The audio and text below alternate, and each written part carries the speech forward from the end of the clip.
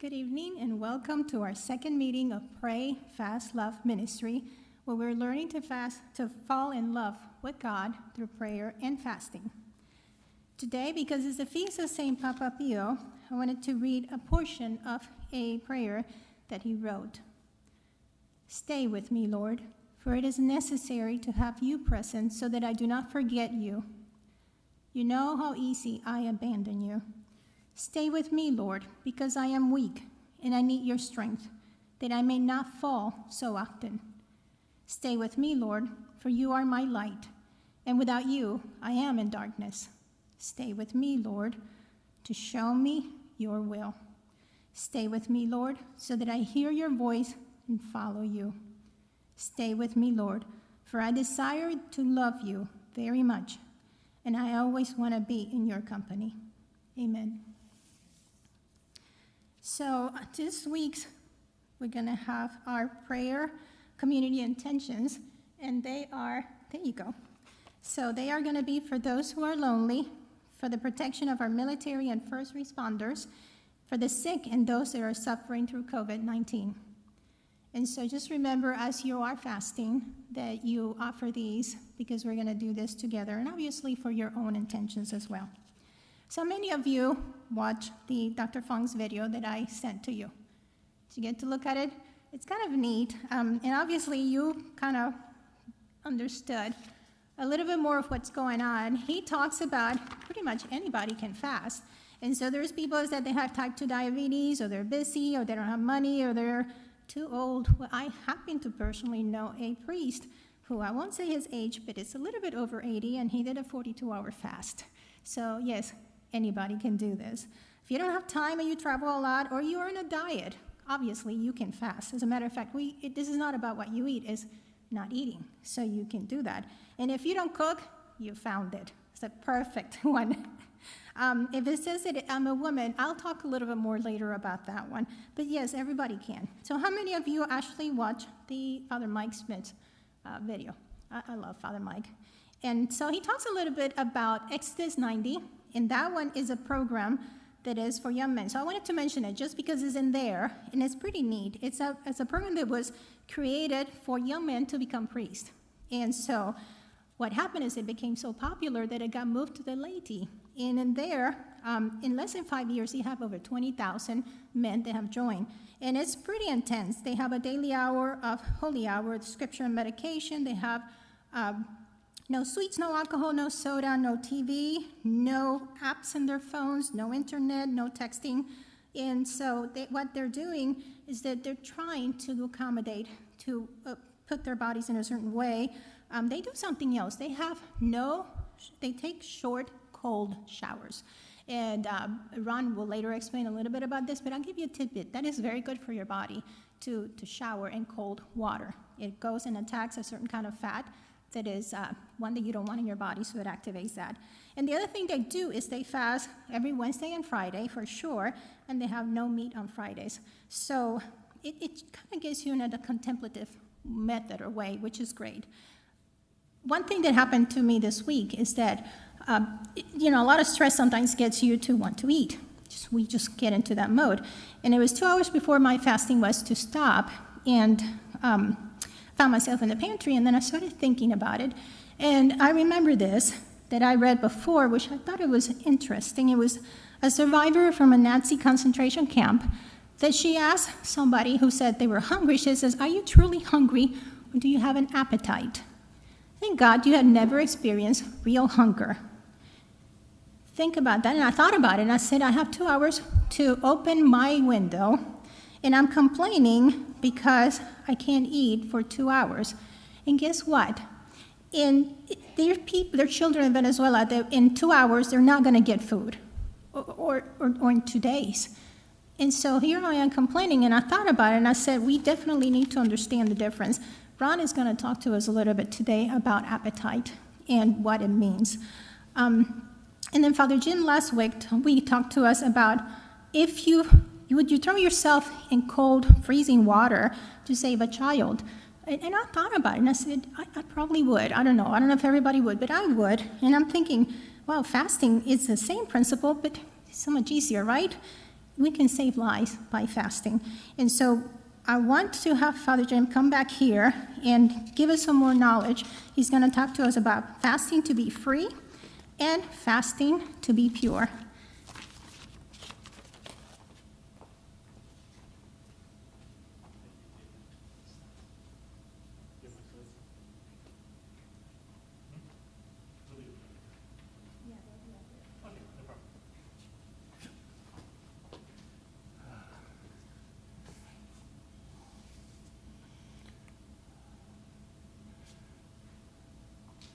Okay. I'll just move around so I can, I didn't take my notes with me. Fasting to be free. When we offer something from our own bodies to God, we're offering ourselves to Him. Reading this little article about, from a sister, Sister Elizabeth has kind of a book of hers. And she was talking to this religious community that was formed in England, based on a vision and apparition that the sister had from Mary. And she asked the question, did Mary tell you to fast? And she says, yes, yeah. We're called to fast every day. She says, how do you fast? She says, well, we fast between 4 p.m. and 6 p.m. And she kind of looked at her and said, 2 hours? And she said, yeah, 2 hours. We're English. And of course, 4 p.m. in the afternoon to 6 p.m. in the afternoon is tea. It's time we eat biscuits, or if it's high tea, sandwiches, and all kinds of fancy stuff, and you drink tea, and it's your afternoon snack, let's put it that way. You're going to have later supper. And not only do the English do it, but a number of other countries do it as well. Where they have some sort of heavy-duty snack that tides you over. And the nun said, our community, we just gave that up. And her final response was, it's almost like you gave up being British. Yeah. Because that's...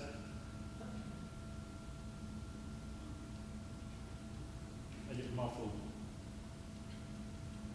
Anyway, fasting reveals our addictions.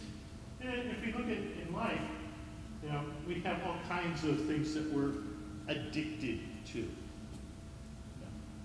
We'd be addicted to chocolate.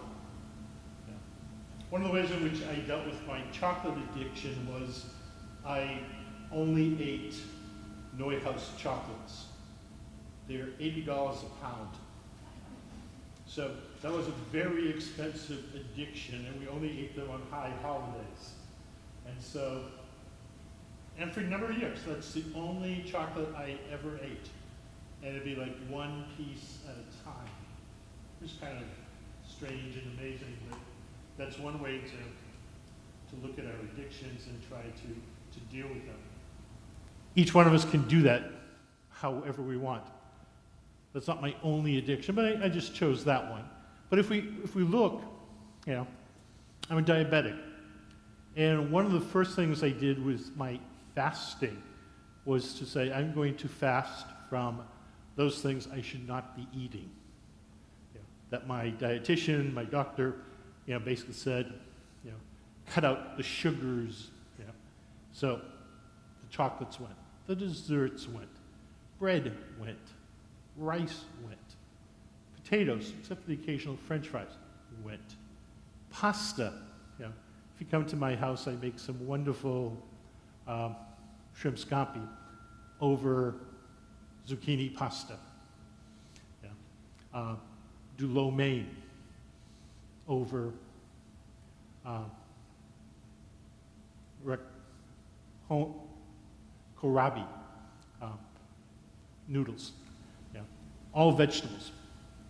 And it's kind of like you can substitute, and if you put enough spices and those kind of things, which don't hurt at all, then you do make some really great things. And so another one of my addictions that I try to deal with. I had a lot of alcoholics in my family. Yeah. And I was just at the Magic Kingdom the other day, and Sonny and I were riding the Space Mountain, and it reminded me of my Uncle Armin. Armin was the most obnoxious person going. You didn't want to be around him too much when he was drinking, and that was every time you saw him.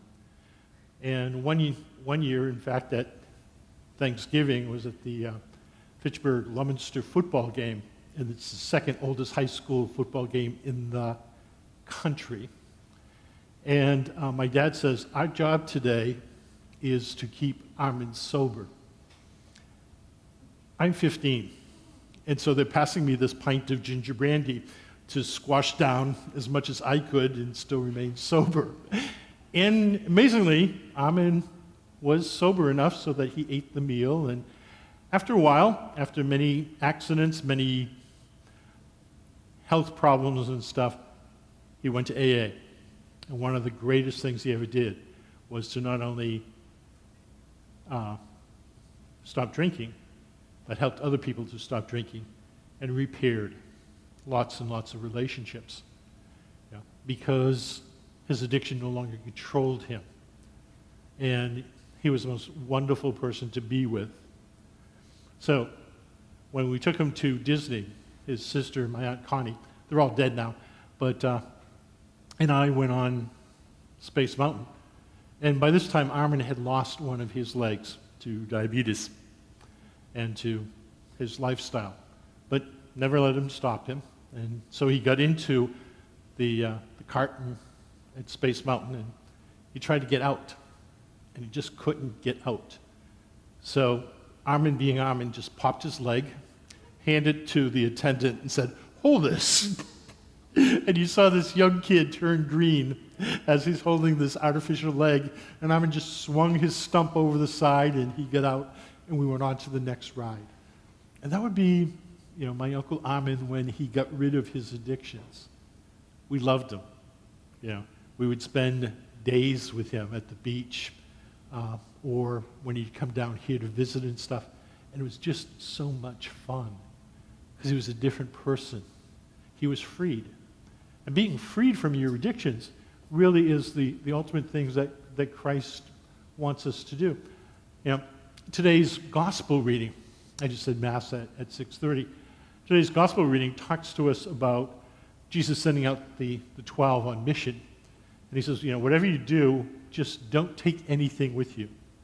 No walking stick, no money bag, no extra tunic. Just go. And recognize that people will take care of you. When you go to a house, stay at that house. Don't go searching for better houses, better digs, better food, better accommodation. Just trust. And if that place doesn't accept you, then as you leave, just take off your sandals and shake the dust from your feet and leave it behind.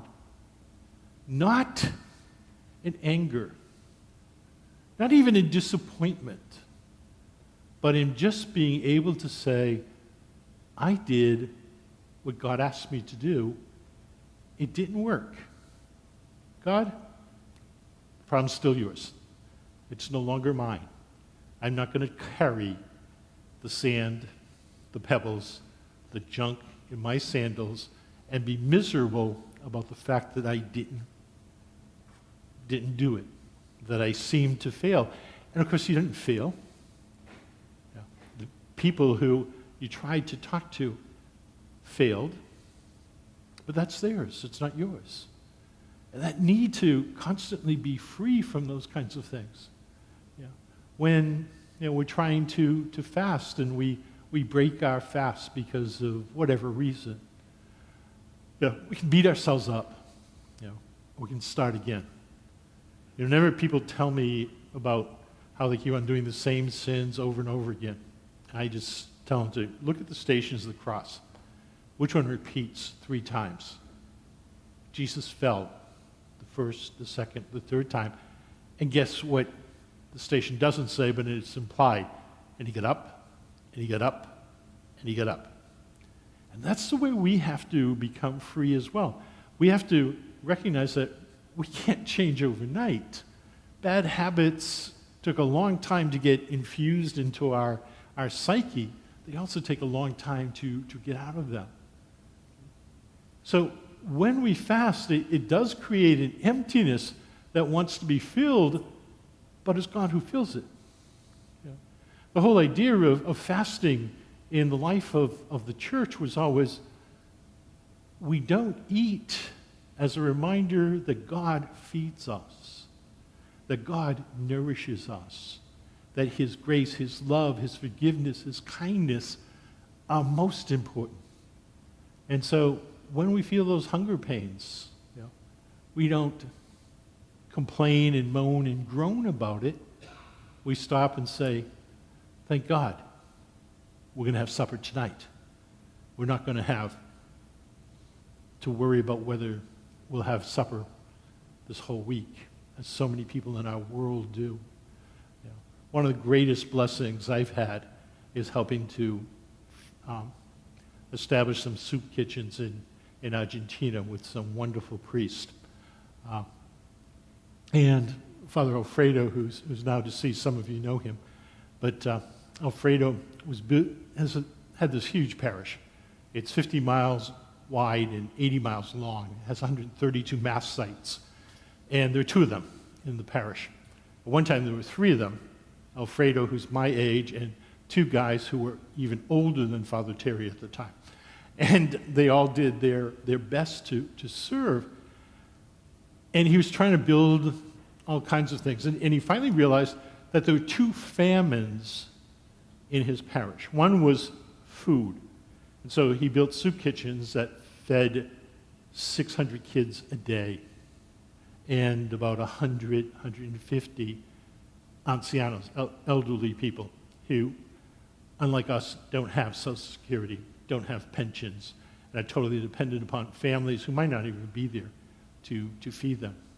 The other thing he did was he built schools. And he convinced me to send him $10,000 or $20,000 a year from our parish to build 10,000 a classroom, 20,000 2 classrooms. So we built from kindergarten, from Agadaderia, all the way up to senior year in high school.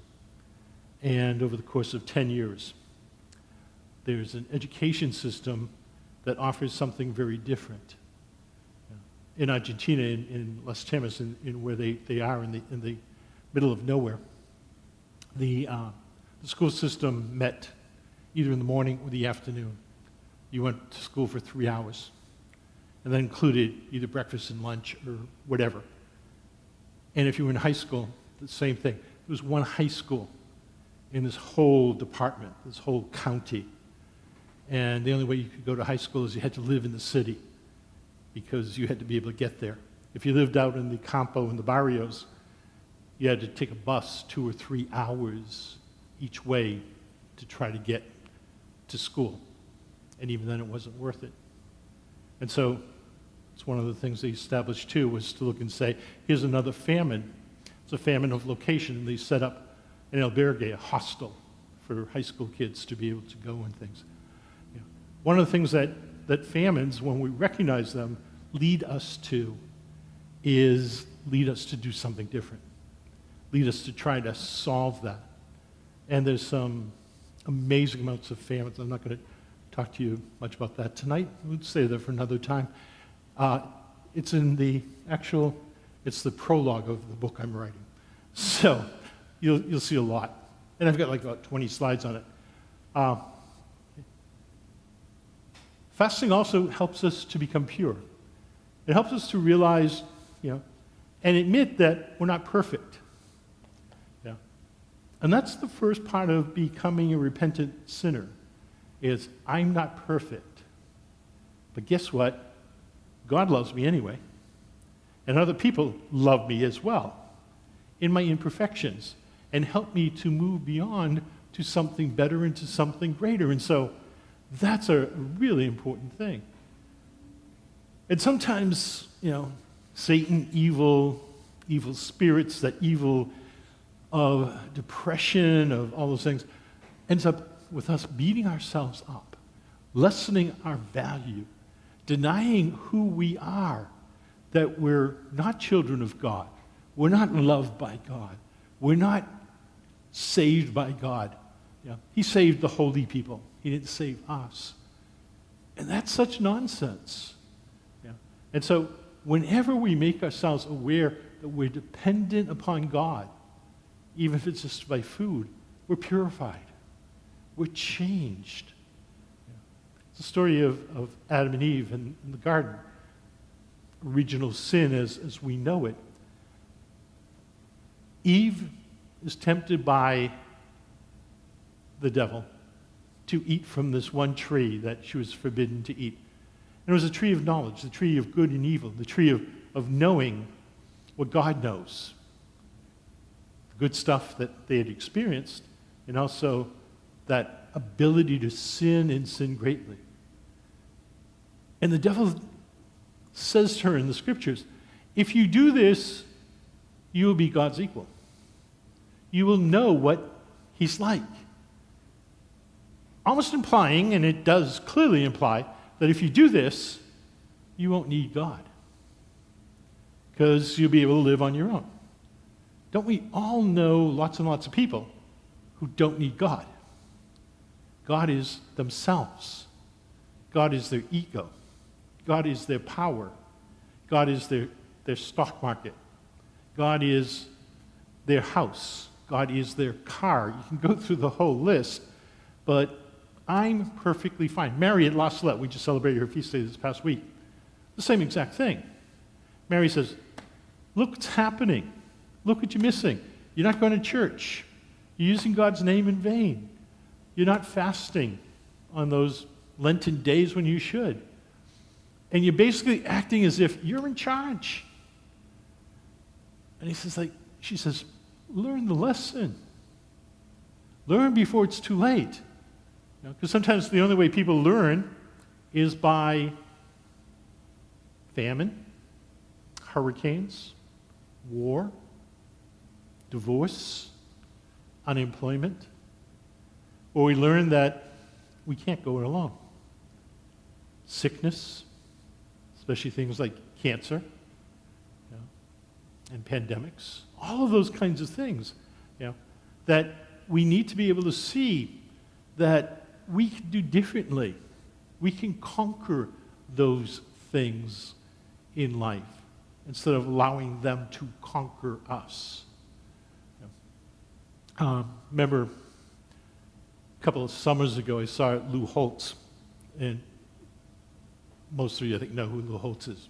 He was the quarterback for Notre Dame and did wonderful things. He became a quarterback for South Carolina and wasn't as good. But, I'm sorry, coach, you're right, head coach. And, but he was a wonderful, convicted Catholic. He was in church every Sunday morning at 7:30 Mass in the morning.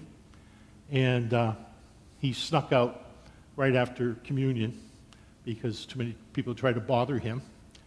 And also because his wife had cancer. She died this past year of cancer.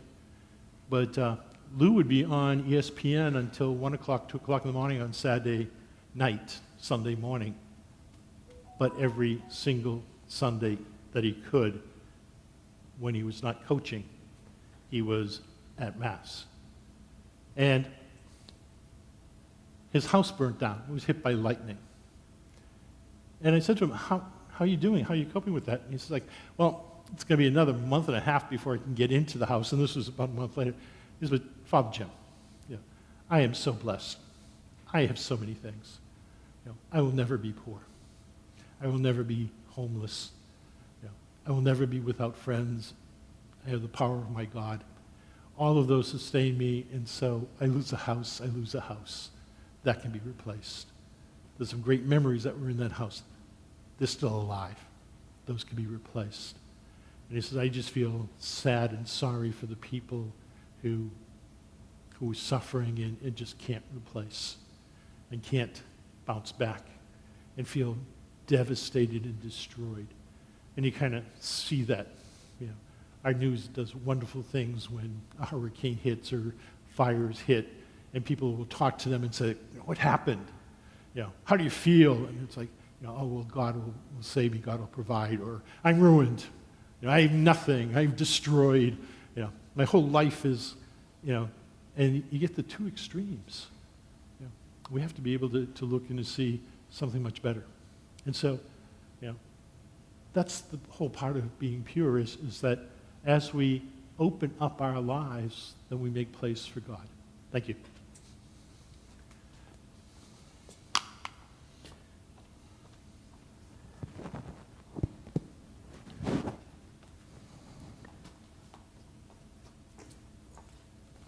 Thank you, Father Jim. I think that when I was looking at this in this slide, the last one of it says, pray and fast and let God be God. It's pretty much what Father is telling us. And to me, that just is so fulfilling that if we were to able to do that, it's so much simple and it does work with purity. So thank you, Father. I'm going to walk you through Jen Stevens' book for what I asked you to look at. So her book, Fast, Feast, Repeat. And so Jen Stevens is this lady who lost 80 pounds. She has a PhD, and she decided to finally get rid of all this weight, and she found out intermittent fasting. Now, the thing about it is that she realized it wasn't really the fat that she was carrying that was the issue, is her health was, which is nice. Exactly what she's telling you, but she wants you to get in touch with how your body feels, because you are the expert in your body. She loves the fact that she has freedom into what she eats. She doesn't have to do complicated math, even though math was her PhD, in terms of trying to figure out what to eat. One other thing she talks about in the book is that 95% of the people that lose significant weight gains it back. And she says, well, if diets worked, why is it that we have this issue? And why is it in 2016, in USA alone, this was a $66 billion industry? I mean, if it works, right? But this continues to be an issue. Intermittent fasting, on the other hand, is free. As a matter of fact, you save money. And I often tell people, hey, if you're saving money in groceries, maybe consider giving it to almsgiving so that you have a dual purpose on that. She also talks about the fact that we talk about a lot of eating less, exercise more. That's pretty much what every health expert is telling you. Ron is going to tell us a different story tonight, which is it's a scientifically based one, where weight is really a hormonal thing, and she explained this in her book. It's a metabolic process. It's really not your fault. It truly is a biological thing, but we have stopped listening to our biology, our body. The fact is our body protects us, and sometimes you gain weight because your body is trying to save you. In my case, I had a spirochete that had gone into me, and I gained 50 pounds in a very short period of time, and the doctor said the fat was trying to protect you so the spirochete didn't go to your vital organs. So it does help you. We just don't understand it, right? But I'm not saying that having the weight is good necessarily or bad. I'm just saying the body does what it does to protect you. She talks also about the Minnesota starving experiment, and that one is one that happened after, I think it was World War II. And in that one, she also mentions this was 36 conscious objectors, and in 3 months they did this experiment. It was actually a year, but for 3 months they were eating about 3,200 calories a day, and then they went to a 3 months where a 6 month of starvation, which was 1,800 calories. I don't think that's starvation, but I guess for what they were eating before that was. And the idea was that they needed to lose about 2.5 pounds a week. Some of them had to get their calories lower than that. They had to walk about 22 miles per week. And they had things that they noticed is that they were less energetic, they were cold, concentration was just foggy, they were very preoccupied with food. Some of them became hoarders of kitchen items. This is all very well documented in the study. Their metabolic rates they all lowered. And what happened is they didn't lose fat, they lost a lot of muscle. So they went into nutritional rehabilitation for 3 months where they were fed more food again, but it didn't matter. The connection with the brain kind of had gone away. They were hungry all the time, no matter how much they ate. They binge. There was one guy that had to have the stomach pump after that. They were tired all the time, so their system kind of created havoc into that. The Biggest Loser story, have you ever seen a reunion of The Biggest Losers? You won't, because the majority of them gain the weight. And as a matter of fact, there was a study in 2016 that many of them participated, and what they found out is that now for them to be at the lower weight they gained, they have to eat 500 calories less. In other words, their metabolism worry about these things because intermittent foundation. So if you want to start fasting, you can get going with this. Stay consistent, give yourself grace, be patient. It's don't expect a lot of weight and loss. Some people might or may, but what happens is the first fat that is attacked through intermittent fasting is the ones that's around your organs, so you don't see it, but your heart pumps better. Those are the things that you don't see on the scale, but it happens. So she still tells you get a baseline. So measure, get on the scale, get your weight, get your chest, waist, hips, left and right thigh measurements, write them down, take a face picture and keep it, and then put on a swimsuit or something tight and take a front, side, and back picture. And it just says because you want to compare it to later, so you want to have something tight that you can see. So you can wear a swimsuit. Guys, no Speedos. Nobody wants to see that. Please, let's keep it clear. So what you do, put it away, everything. Your scale, your measurements, every of that, put it away and go for 28 days of this fast clean. And so the first is fast clean. So the F is going to stand for no experimenting. You're going to stick with the black coffee, black tea, and water. Don't change anything that you're eating at all. You don't want to overwhelm your body with a lot of changes. Whatever diet you're following, stay with that. Then you want to go for A for adapt.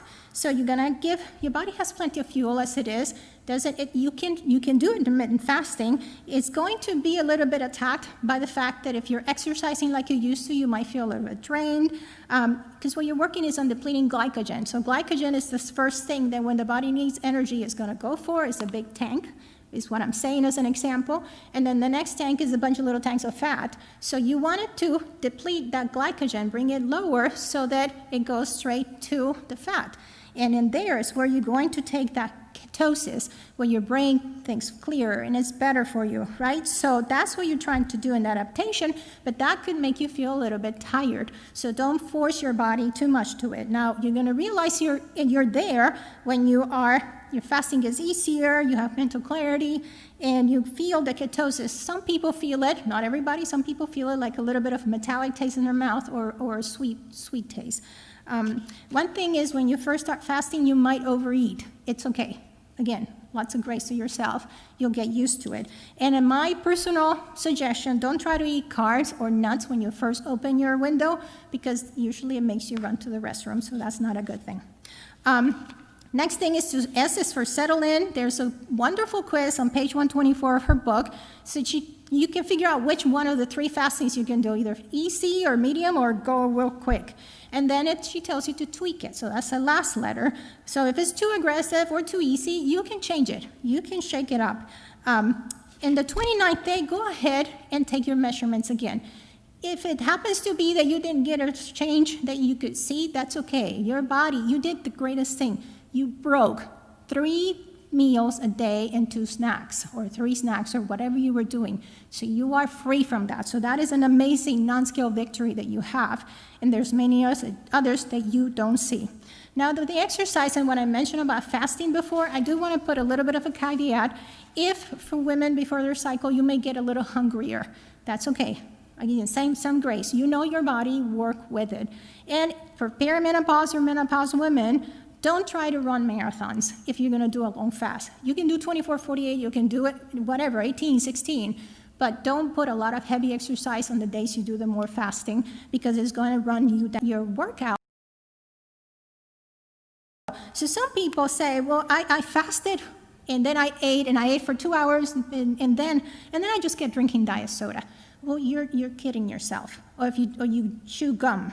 Or, the brain does not know the difference between sugar and stevia or xylitol. It does not. It just gets the message and it releases insulin. So once you stop eating, you stop eating. You go back to water, black coffee, and black tea. And that's what closes your window right there. So keep it clean. Some people are like, well, I'm going to brush my teeth. Am I breaking my fast? It's just a minimal amount, and you're not doing it consistently, like sipping that coffee that has stevia or chewing the gum. So is perfectly fine. Please do brush your teeth, okay?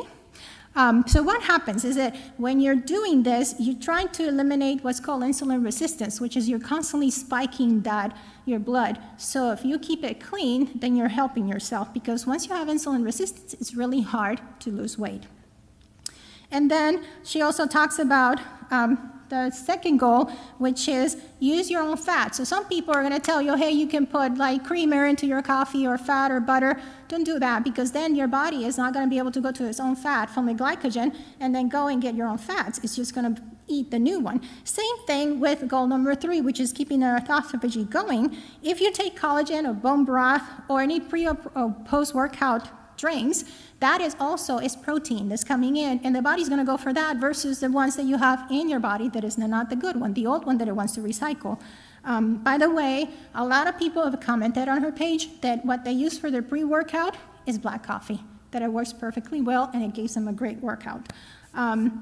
So pretty much, those are the things that she is working on, talking about on those. And she gives you a chart of what's called a clean fast and what is maybe a yes, a maybe, and a not. So those are good to see. So pretty much she says, hey, let's still keep it clean. People say, well, hey, what about the coffee and the tea? Aren't those gonna, like, isn't that food? Kind of deals a drink, right? Well, she says, and this is actually experimented and worked on, anything that's bitter does not bring the insulin up. So that's why you can have the black coffee and the black tea. Green tea may or may not, so you can experiment that after the 28 days. If you want to put lemon in your water or the tea, you can do that after the 28 days. See how it makes you feel. If within half an hour or an hour you get jittery or you feel really hungry, ravenous, then it broke your fast. If it didn't, then it's okay for you. Everybody's different. There's a possibility you can work with that. And so medications, very important. Always, always, always take your medications. Do not stop them because, hey, I'm fasting, I'm not going to take them.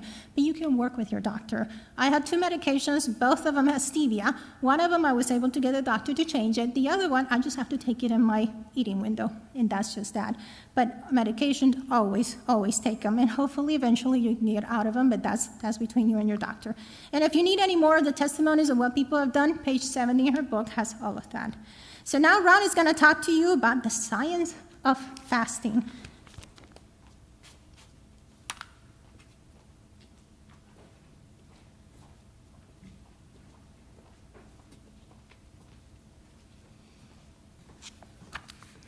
Okay. I'm going to try to remember to advance these slides tonight. I keep forgetting last week. So, a long time ago, Hippocrates, who was known, as you probably know, as the father of modern medicine, was saying way back then, and he died in 370 BC, I believe, at the age of 90. So even back then, they had a pretty good grasp on how we're supposed to eat in terms of the quality of the food that we eat. And we obviously have gotten away from that. And part of what we are trying to do, to encourage people to do, is to sort of get back to the natural, healthy way of eating. It kind of begs the question. For 50 years or so, we've been told a certain method for addressing obesity and overweight is to eat less and exercise more. That's what all the physicians tell us. That's what all the wizards of smart tell us. And since the 1950s, 60s, 70s, it just has not worked. Okay, we continue to get fatter and fatter and fatter. So you kind of have to, I mean, doctors are smart people. I mean, they're very smart people, and you would think that, if they were doing what they tell us we're supposed to be doing, then they wouldn't be what they tell us that we're supposed to be. This shows the obesity rate in the United States since 1980. And the interesting thing about this is that it was, like in the 1950s, they started, the health community started to look around and see that there's increased in heart attacks and heart disease and issues like that. So they started thinking, what's going on? Why is this happening? And then in 1977, George McGovern convened a panel to look at the reasons why this might be happening, which incidentally, there were no nutritionists on this panel. And what they came up with was that we were eating too much and we weren't exercising enough, and we were eating too much fat. So what they did was they put together what was known as the dietary guidelines for Americans, so that people would have something that they could look at and it would sort of tell them how to eat. Those were put together in late 1977, rolled out in 1978, and then they became an official national policy in 1980. And as you can see, right here is where the guidelines were rolled out, okay? And from that point on, every year, the percentage of obesity in the United States got higher and higher and higher. And we weren't alone in that. I mean, the rest of the planet, pretty much, the civilized countries on the planet adopted the same sort of strategy. And you can see how they all had a similar trajectory, except that this one up here that you can't see at the very top because it goes up so high, that's the United States. So we were sort of winning that game in terms of people getting heavier and heavier. Eventually people started to say, this just kind of isn't working. So what are we doing wrong? And what do we need to do differently in order to sort of affect change on a national level? It was really hard because this had been so ingrained in us as a society that we need to address this by exercising more and eating less.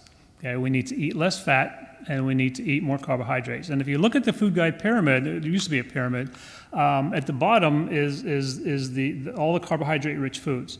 The pastas, grains, breads, those sorts of things. They're telling us to eat mostly that. And an interesting story about how that was developed. There's a lady by the name of Lois Light who led up the research to put this thing together. And she did all the research, and she looked at what worked and what didn't, and she came up with a strategy that was a pyramid. But at the base of that pyramid was the proteins and the fats. The fats were actually at the bottom and the proteins.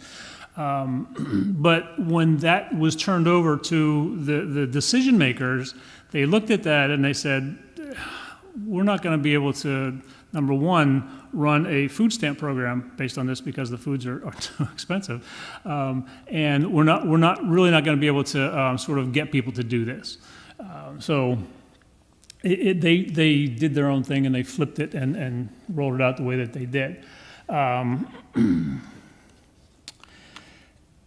So when they started telling us to do what they told us to do, to eat less and exercise more, we did. I mean, as a society, we started to exercise more. If you look back over what was going on in those decades, like in the 80s, in the 70s and the 80s, when aerobic studios were just popping up on every corner, all the videos were coming out. I remember when those things first started coming on TV. It was like everybody had to go home and watch these exercise videos, and people were standing in their living room and jumping around with their headbands on. Remember those things that people used to wear? I see those pictures sometimes and I have to laugh. So we did do what we were told to do, okay, and once again, the trajectory of the obesity in the country just continued to get worse and worse. And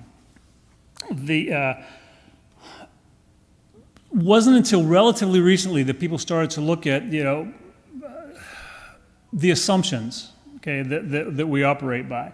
And there's a set of assumptions that we sort of were operating by that were being questioned now. And they've all been proven wrong. There are 5 of them. Okay, the first one being that calories in and calories out work independently of each other. And what we know now is that if your body is used to consuming 2,500 calories a day, and then all of a sudden you're only consuming 1,800 calories a day, your body is a very smart organism, and it's going to adjust its output based on what's now coming in. Say for example that you're used to living on $100,000 a year, and then all of a sudden you're making $60,000 a year. If you continue to spend at a level at $100,000 a year, you're going to have issues. Okay? The same kind of math is taking place in the human body.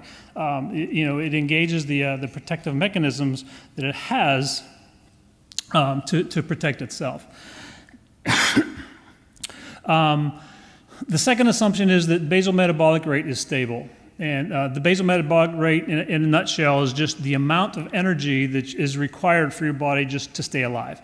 So what's going on in your body when you're sleeping is the amount of energy that is considered your basal metabolic rate.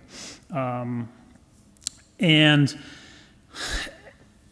in as much as it kind of makes sense that that's a static thing, what we know now is that it's affected by a lot of different things. The strategies were based on measuring a basal metabolic rate, adding in the amount of energy that you use to exercise, and then that's what your calories in and out were based on. But we know now that it's not a static thing. Okay, the basal metabolic rate changes depending on a lot of different factors. The third one is that we have conscious control over the calories in and calories out. That kind of inherently makes sense too. It's just, we have control over what we eat and when we eat and if we don't eat. But the reality is that pretty much everything that happens in the human body happens as a result of signaling. So you experience a signal from the external world, your body recognizes that signal and responds to it in some kind of way.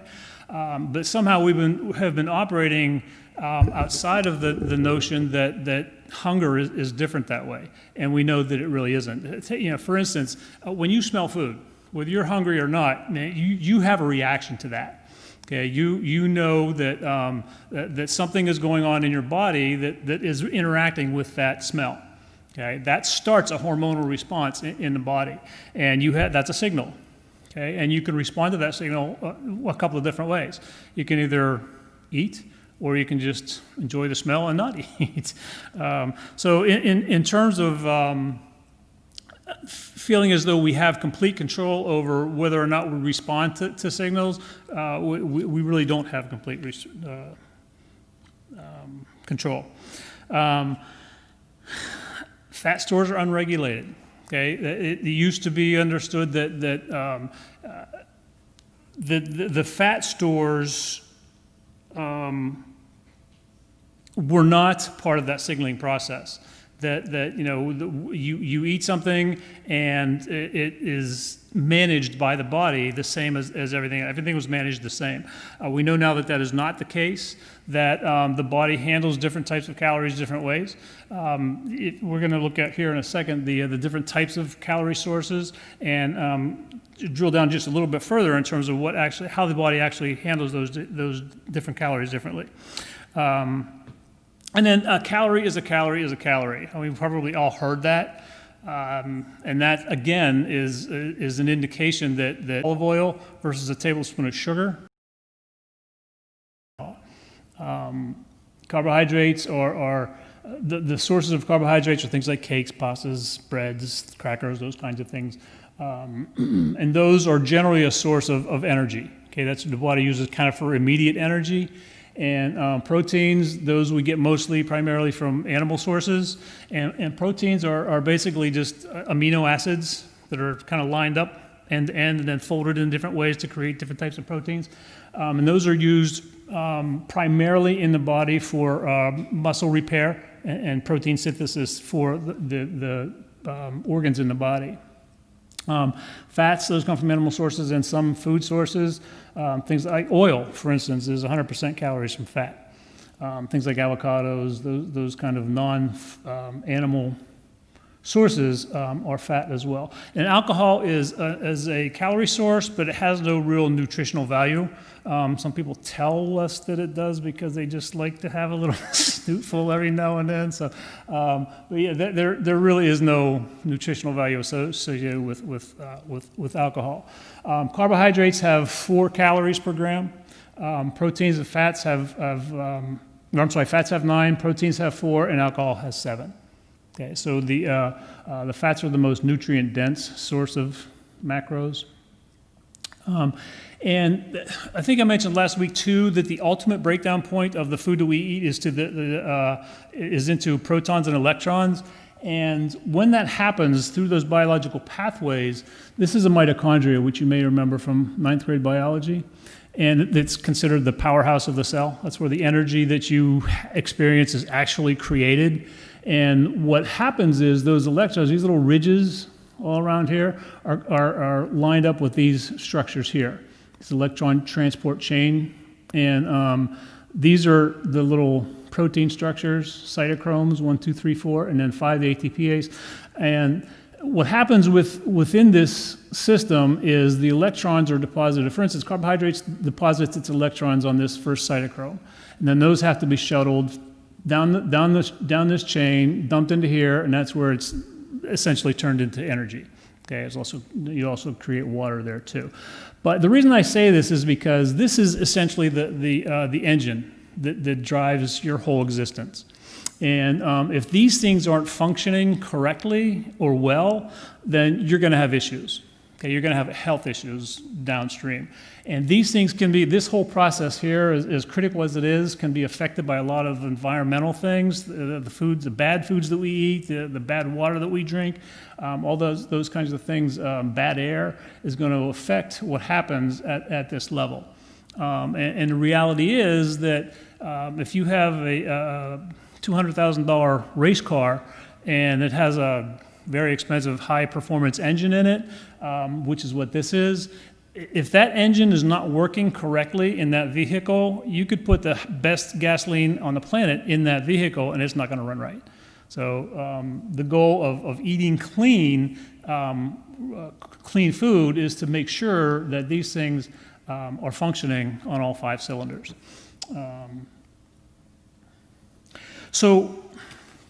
Oops. When we talk about the calories in versus calories out, which we've been told forever and ever that's what we need to system, starts to come back, and the reason is because you're not really affecting the real change that needs to be taking place.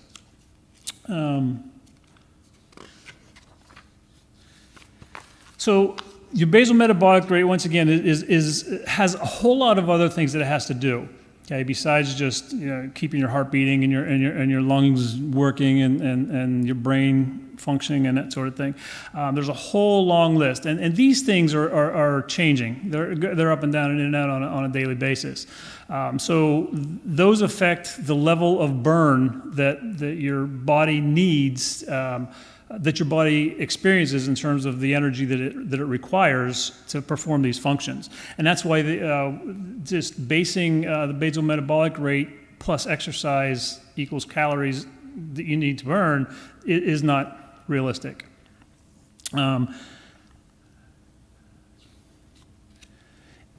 Another thing that we've been told is that diet and exercise are kind of even.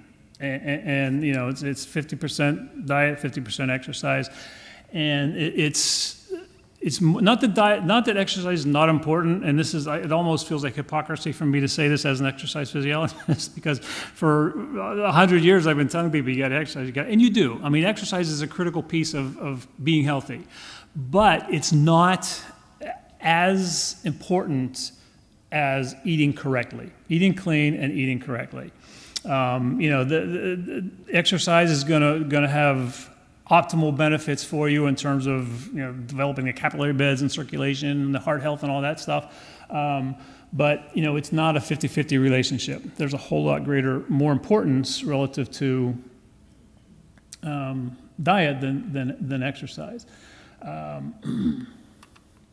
So the body is going to compensate. It knows where it thinks it knows where it's supposed to be. And when you start to affect changes on it, it's going to react, and it's going to try to keep itself in perfect running form. And it can only do so much, and it'll do the best that it can with what it has to work with. But just simply expecting the body not to react and compensate for what you're doing to it differently, it really isn't a realistic approach. You need to know that your body is going to do that, and that you just kind of have to work with your body to get to the point where it is functioning in a state of homeostasis, where everything is operating correctly. For instance, if you look at kids, they did an experiment where, they were looking at kids who had PE in school and kids who didn't. They did an experiment with them. And the kids who did not have PE in school were more active after school. The kids who did have PE in school weren't as active after school. So, your body knows how active it needs to be. And that's what it's going to do. That's what it's going to search for and do. This is just looking at the things that your body controls for you. Okay, these things that you really don't have any control over, and that's a pretty comprehensive list. And this isn't even the whole list. And then, of course, on the bottom is appetite, because your appetite is controlled by hormonal signaling, like I had mentioned earlier. And Annie mentioned about the concentration camp person, and a perfect example of how, when you experience what you experience relative to when and how you eat, when you get those signals, you have to sort of intellectually put it in place, as opposed to just habitually indulging in what you're used to doing when you get that signal. Most people, for how many decades, would get hungry, okay, it's time to eat. But we just ask you to, at those times, just pause. Okay, what's going on right now? Do I really need to eat right now, or am I just experiencing some sort of hormonal fluctuation that's telling me that this is what time I usually eat, so that's giving me the signal to do that?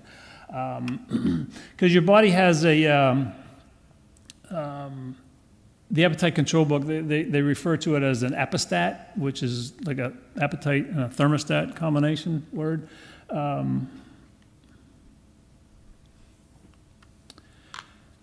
And basically what it does is it just like a thermostat in your house, okay, if you have it set for 72 and the ambient temperature goes up to 74, a system kicks in to bring that temperature down.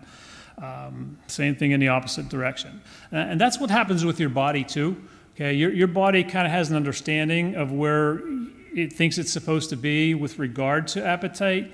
And when that trigger is triggered, then the signals are sent.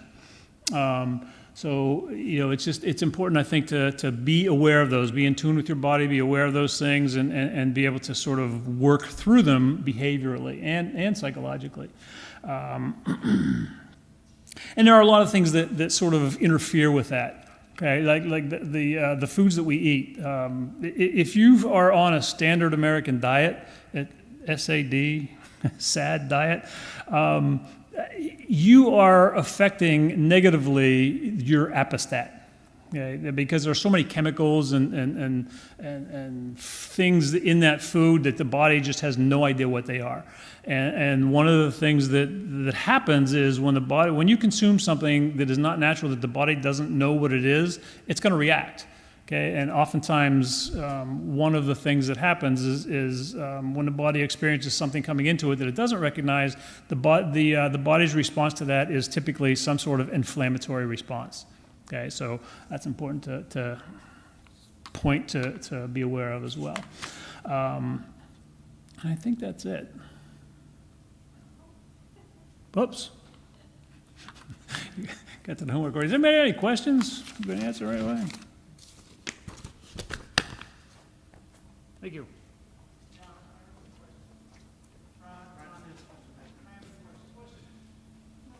Not all exercise takes place in the gym. Right.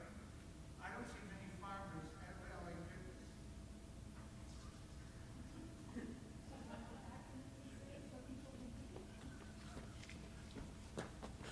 Everybody heard that, right? That comment? That you don't have to go to a gym to be healthy. And that's a perfect point. It really is. One of the healthiest things that you can do for yourself as an organism is to go outside in the morning at sunrise and go for a 20, 30-minute walk. Working out in a gym is one thing, but having an active life is even better. It's even more important. And again, sometimes when the more I dig into this stuff, the more I sort of realize how I've been wrong about things for so many years. I mean, I was always like an exercise person. You got to exercise. You got to exercise. You got to do that, and you don't. I mean, you really don't. You need to. The human body is designed to move. It's designed to work, but it's not designed to do CrossFit. It really isn't. So, but that's a perfect point. Absolutely. I have a nephew who just graduated from college, got a great job, a company sold it. 3 weeks later, his father died. This kid was really depressed. So what he did was he started running marathons. And he said, to a great extent, it saved him because of the fact that how down he felt about everything. He said there's a discipline in the running that helps other ways in your life psychologically. Yeah. And it's the exercise, I think, discipline helps you in the discipline of the best. So while it's 95.5, there it's not all physical. Some of it's psychological, where the exercise benefits you in ways without it. You don't have that kind of discipline. No, that's absolutely right. That's absolutely right. And if nothing else, having that discipline affects not just you as your condition that you're in, but it affects the other areas of your life as well. Yeah, no, there's no question about it. And I think that people are starting to realize a different perspective around all that stuff now. And hopefully at some point we'll be able to have a complete understanding, but we're still working on it for sure.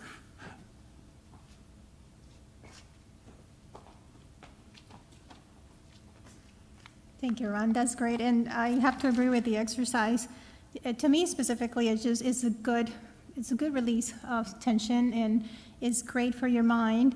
And I think what he's trying to say, and I agree completely, is the fact that don't take it for it's going to be the thing that's going to take, so you can eat your way into exercising, right? That you're going to have these great meals because, hey, I'm going to go to the gym. That's not going to work out for you. There's some people that will, I'll have to say that, but I know it doesn't work for me and a lot of people I know, so let's just leave it at that. So here we are, homework.